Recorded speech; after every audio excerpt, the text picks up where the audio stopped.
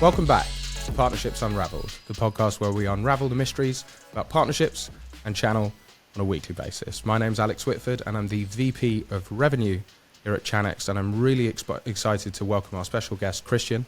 How are you doing? I'm doing great, Alex. Thank you so much for having me. Yeah, it's a real pleasure to have you on. And for the uninitiated, maybe, Christian, you can give us a bit of a rundown of who you are, where you've been, and why they should be listening to you today. Yeah, indeed. So today I have the pleasure of leading the channel organization in the Americas for Nutanix, which is a data center software company, very relevant today. Very long career in the telecom, networking, and now data center industry. I wouldn't be what you might call a career channel leader. I've really been a jack of all trades. I've spent quite a bit of time working in direct sales, in business development, and professional services, distribution. So channel is where I find myself today. If you ask me who I am, I'm more like a business consultant. But today I have the pleasure of leading a channel organization. And it's funny, you talk about a few different areas of business there in terms of how the market's changed. Data centers being one of them, and data and consumption is the name of the game, especially as the world pivots towards an AI model, right? Everyone's baking that into not only their products, but how they go to market. I think I just saw Apple's announcements from yesterday. They've rebranded it Apple Intelligence, but it's still AI. What do you foresee in terms of how AI is going to affect the way that we work within channel organizations? Oh boy, so that's a big question, and one that we're all excited about, we're all frightened about, and everything in between. But it is one of those really big milestone moments for us in our lifetime. I think we're going to look back on it and compare it to the introduction of the internet, right? And compare it to the introduction of the iPhone. Do you remember before we had AI, what did we do? Or before we had email, how did we communicate, right? I think AI is one of those things. I think those who adapt the best to these changing conditions are going to be the ones that get ahead. But right now, there's a lot of noise out there in the pipe because I think every vendor and every integrator and distributor, everybody's trying to attach themselves to the word AI because it can help you with your perception out in the market that you're forward looking. But, you got to really look under the hood and see what it means to everybody. And you asked specifically what can it mean to the channel? And really it can mean anything you want it to, right? But if I give you my answers now, I think there's two ways of answering that question. The first one would be to look at, what are you doing for your customers as it relates to AI?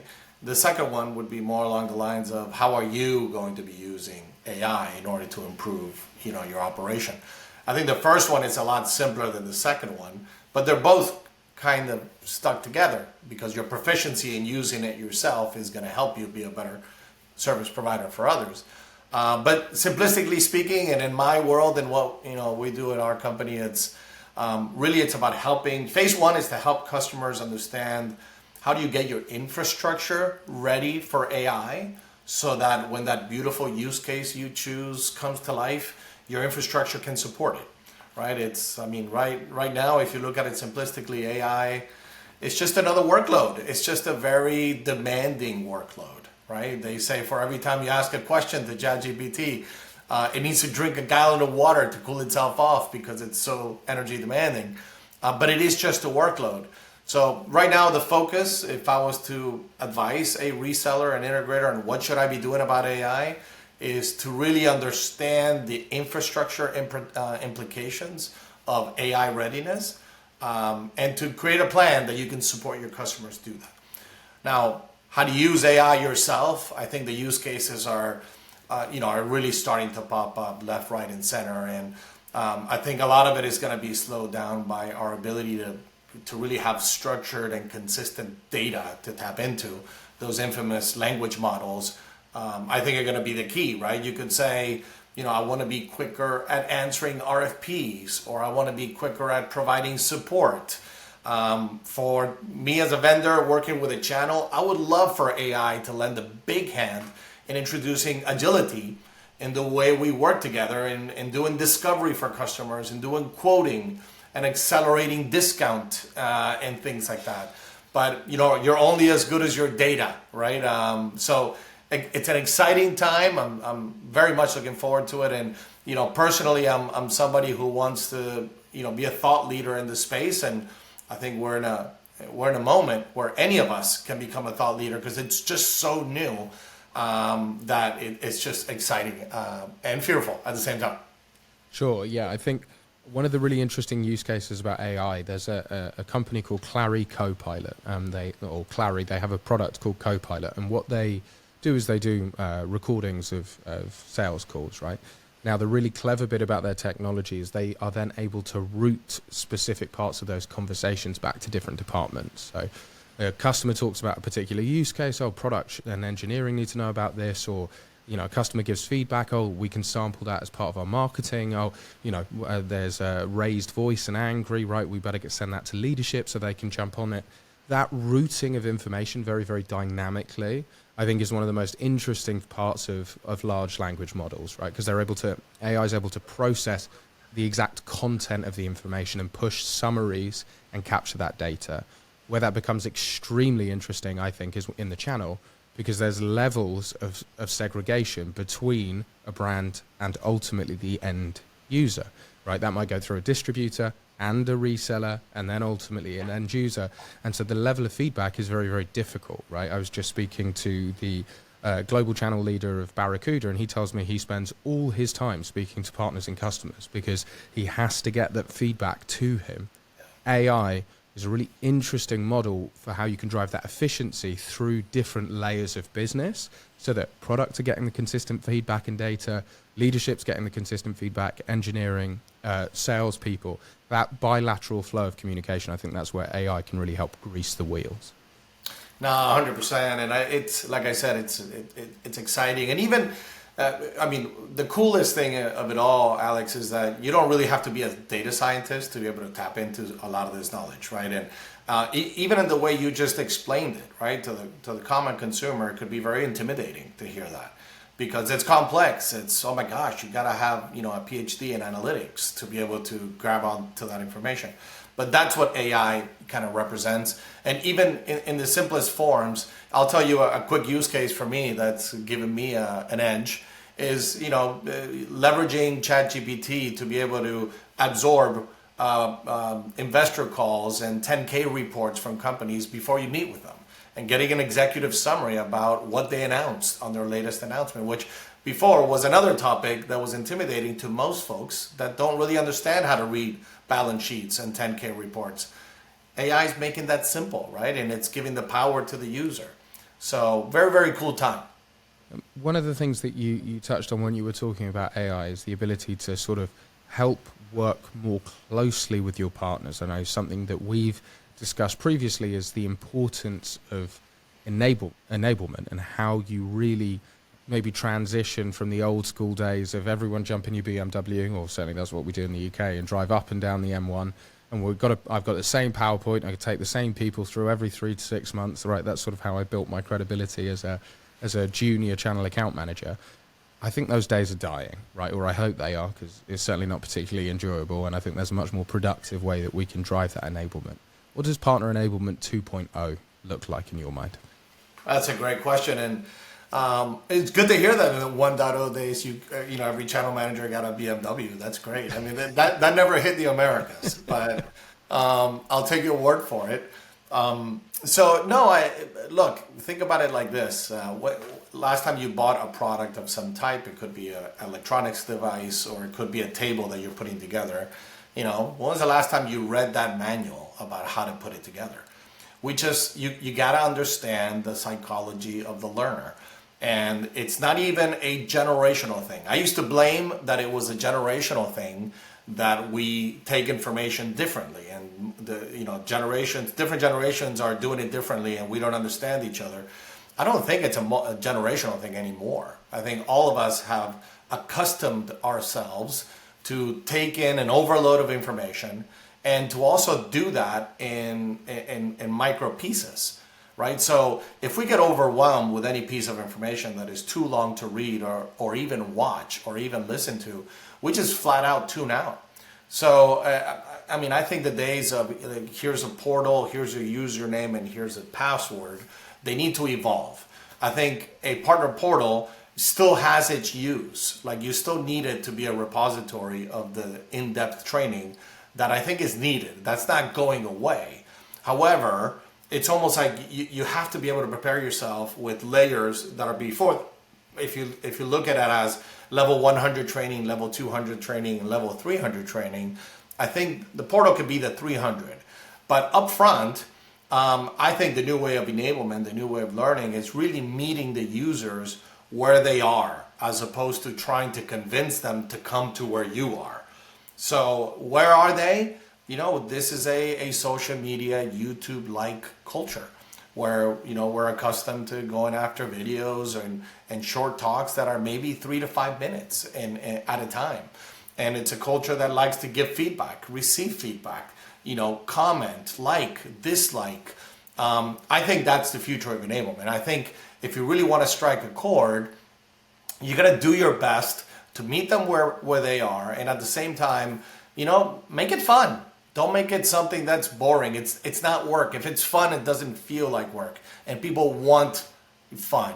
So if you can combine those two things of learning and having a little fun while you're doing it, building a little bit of that emotional connection to the content, I think you're going to be ahead of the game. And then your message is going to land and the other company's message is just not going to land. So those are some of the things that at least, you know, I'm leading the charge in my team, and what we're trying to do differently is to really understand the psychology of my target audience.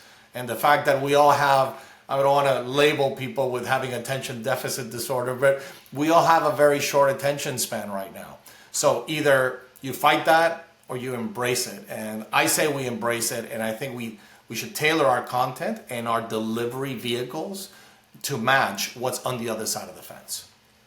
100%. I think we've spoken a lot about this podcast around two things: the timing of enablement and the depth of the enablement. I.e., the analogy I like to use is, if I'm going to put together a piece of IKEA furniture, best will in the world, I don't read all the instructions, right? I might read step 1, 2, and 3. There might be 100 steps, but I'm never reading that far ahead because I don't need to know what step 78 is. We're nowhere close to there, right? And so that's what's really important about timing and depth. IKEA's got it perfectly down. You get the instruction manual with the table. So we put it together at the exact right time. But what program people and brands need to be focused on in terms of enablement is, how do we make sure that the exact moment that they need step 1, 2, and 3, it's there, and that we aren't overloading them with taking them through thousands of steps that we need to retrain them on in 3 months' time, because then they're at step 4, 5, and 6, right? It's that continuous drip feed is far more serviceable than bringing people in, giving them an MBA in your product that they then don't sell for 9 months. 100%. And look, we can't, and in understanding the world of the channel, right? On average, I think it's something like in the neighborhood of 25 to 50 vendors that they sell, right? So how naive are we into thinking that they're really going to, you know, reach the depth of expertise in your product? You know, you just can't. So the goal really should be of, you know, how do we get to a minimum acceptable standard that will engage more sellers and more engineers to have the courage and to be able to introduce you into more places. Then once you get into that gate, that's where true expertise will come in, and then on-the-job training will take you to the next level, right? So now the first time you have to position that one particular product and you get the questions and answers from customers, and that's going to take you from level 100 to level 200, right? And then eventually level 300 when you sell multiple projects. But it's situational. I think it's naive and unrealistic to think that the goal should be straight to level 300, you know, from the get-go and meeting an institution. I think it should be a drip mode, little by little. You know, I'd rather do 20 minutes a day, 3 times a week, than 4 hours a day, once a month. And that's what you were saying, Alex. I completely agree with that. 100%. Now, one of the things is the things that we're so passionate about here on this podcast, and why I love building channels, is because we end up having very business conversations with partners, right? There's another layer. We're not just talking about product and fit and value. There's a business application, almost a mathematical application that wraps around that. I'm a big believer in, I like that mathematical formula to make sense, right? How easy is it for them to acquire business? What's the lifetime value of a customer? What's the upsell potential? All of those good things. But that's got to be balanced with, hey, do they like doing business with us, right? How often do we go for a drink together? Are we friends in certain instances? In your vision, Christian, when you're building channels, how much do you balance that sort of hard value and that emotional value? Where's your priorities? What's your mix there? Yeah, it's one of the things that we very often forget, and I think if I give you the vendor view about this, the higher you go in the corporation of a vendor, the more you lose touch of the importance of the trust factor, right? Because you could do everything else right. You can have the best enablement program, you can have the best incentive stack, but if there's no trust at the local level, you really get nowhere. So, the answer to your question is really, it's more of an art than it is a science. I highly favor I never forget the fact that people will do business with people that they like. And that comes from spending the time in building a relationship. So on one side, as a channel leader, you want to make sure that you have the right programs with the right integrity and that you're consistent in your approach. Right? So can I make money with you? That has to be checked, right? Is it easy to do business with you? That has to be checked. But then I think the number one reason why partnerships work is, can I trust you? And that only comes from effort. One of the biggest challenges, Alex, that you have as a channel leader is that, you're only a part of the equation, right? So the channel organization has to collaborate with the frontline sales organization. And our job is to connect them so that the trust can be built at their level, right? And, very often you run into account teams on both sides that might think that they don't need the other.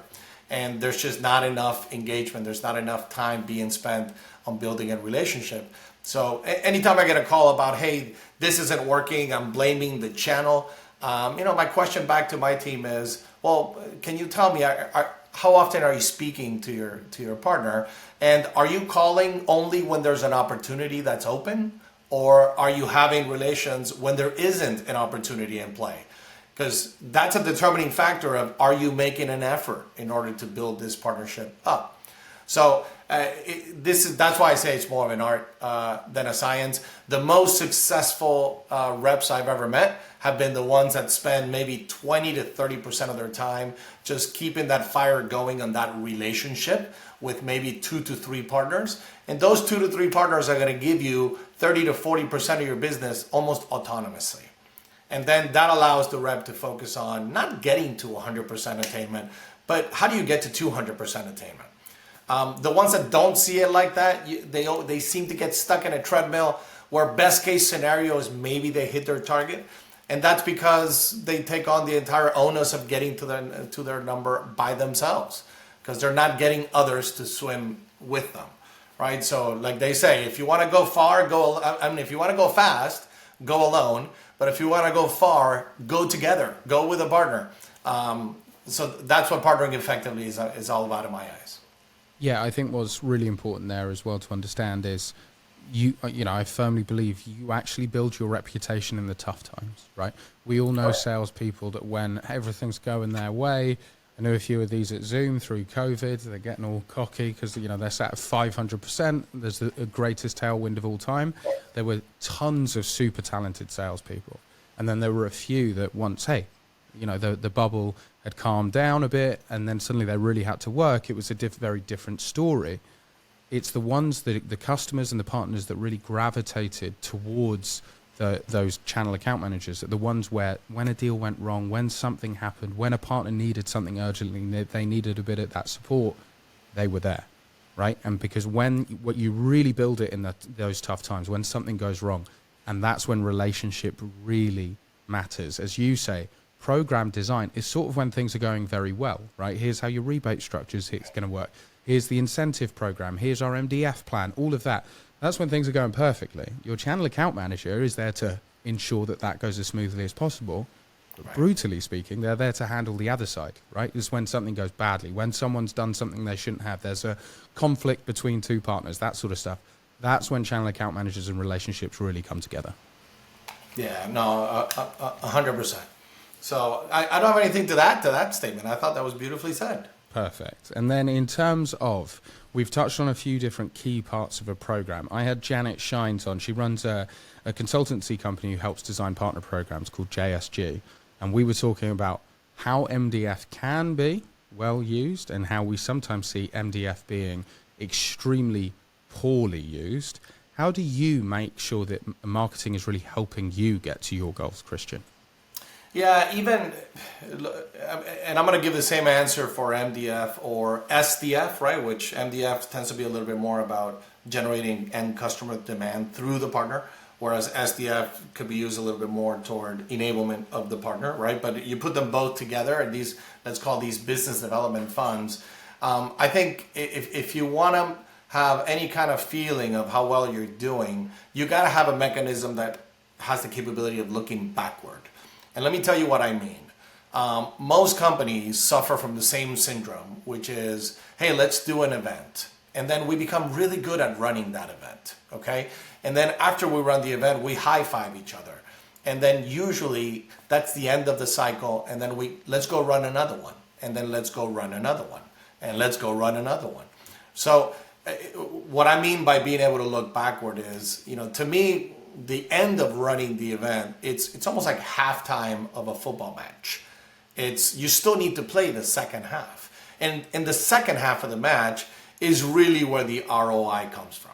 The first half is not where it comes from. It's the second half. So we need to look beyond just MQLs and SALs and even pipeline. We need to look into conversion. And this takes time. So one of the biggest things I always hear from my team is, hey, what do I need to do in order to get more MDF? And my answer is, hey, listen, that comes with credibility. And credibility comes from looking backward and showing your proof point as to what you did with that money in the previous event and the one before that. And then if you can quantify that in a manner that aligns with the business objectives, I mean, don't look at MDF as a limited allocation that you get for a period of time. It's really unlimited. It's really based on whoever has the strongest business case is going to get all the money. So that's my philosophy on how to look at MDF as well as SDF. But it's a quality in our industry that is not widely used. All right, so we don't do a good job of looking back and measuring it in the right way. So we try to be different. We try to be able to do that. I can't tell you that it is perfect, but I think that's the key for getting good usage out of the MDF. Now, what is good use of MDF? This type of event versus that type of event. Again, some are more measurable than others. I tend to lean on, to me, the no-brainer activities that always make sense and give me a high ROI are boot camps, technical enablement. Those things I never say no to. It's more the fluffier the event type, the more difficult time I have to approve those. But big picture answer is you gotta have a way of measuring ROI over time. So I don't want to hear so much about this proposal that you have. I want to hear about that type of event that you ran 2 quarters ago. And show me how you did on that one. And your approval for this one is contingent on that one. And it's always beautiful to see the deer in the headlights look when I ask that question at first about let's go back and see, because it's just not something that the industry is too used to doing. Yeah, I think you're absolutely onto the right thought there, because I constantly get sort of confused where I hear people talking about so MDF is a flat structure and we're going to give each partner 1% of the MDF, and I just sit there and go, don't you just give it to the highest ROI? Like, that's it. Like, I want, if one partner is getting a 10-to-1 ROI and one partner is getting a 3-to-1 ROI, let's optimistically say they're both positive. We both know that there are loads of just money pits of bad ROI performance, and we just, I don't want to share that. I want to give it everything to the 10-to-1. Because if that partner and that channel account manager and that marketing account manager have come together and put together a really good plan, great. Let's triple the money into there. Like you say, it's not really, I've never experienced in my life someone saying no to an MDF submission that was actually really high quality, right? The money is always available, because if the proof case is there, hey, we've done this once, twice, 3 times, every time we see this uptick in deal regs, our conversion goes up, this is the revenue impact of that thing, here's the ROI percentage, that money's always available. Every CFO in the world is going, yeah, let's do more of that stuff, right? No one is saying no to that. So we're doing this golf day and there's going to be some end users and we're not sure who the end users are. Those are the ones that get very challenging to sign off. Yeah, and don't even get me started on sales kickoffs, sponsorships, right? I mean... Yeah. There's a badge above a salesperson of a bar. It's going to really, after their 6th Jaeger bomb, it's really, they're going to start thinking Nutanix is absolutely the brand I need to be selling, right? It's there are some black holes, and I just think if we can save all the money there and really back the partners and the programs that are really generating the value, that's the bit that's really important. Indeed. And in our prep call, Christian, you mentioned a subject that's very close to my heart. You said distribution is critical, and you love distribution. You think it's heavily misunderstood, and you think it's critical to how you go to market. As someone who spent 8 years either in distributors or running distribution strategy, that's excellent to hear. Please, can you expand on those thoughts? Yeah, and this is a topic that's near and dear to my career. And early in my career, I spent a lot of time with distribution. I was at a company that we were actually in danger of closing down an entire theater operation because the cost structure was just too high. And it was only because we instituted a 2-tier distribution model that we were able to survive. And then after we did that, not only did we survive, we thrived. So it was an experience that really opened my eyes to what distribution can be. And this is many, many moons ago. However, the concepts still apply, right? I think the biggest fallacy you might think of in distribution is that, hey, this is just where partners go to get credit lines and logistics support to move boxes, okay? They do that. Of course they do that, and they're really good at that. But it doesn't stop there. And, back in the day, we used to use this term called VAD, right? For value added distributor. I don't know why it fell off the face of the earth. But I still seek it. I still look for the V in my relationships. But the value to me has a lot more to do with, distribution and a vendor need to be yin and yang.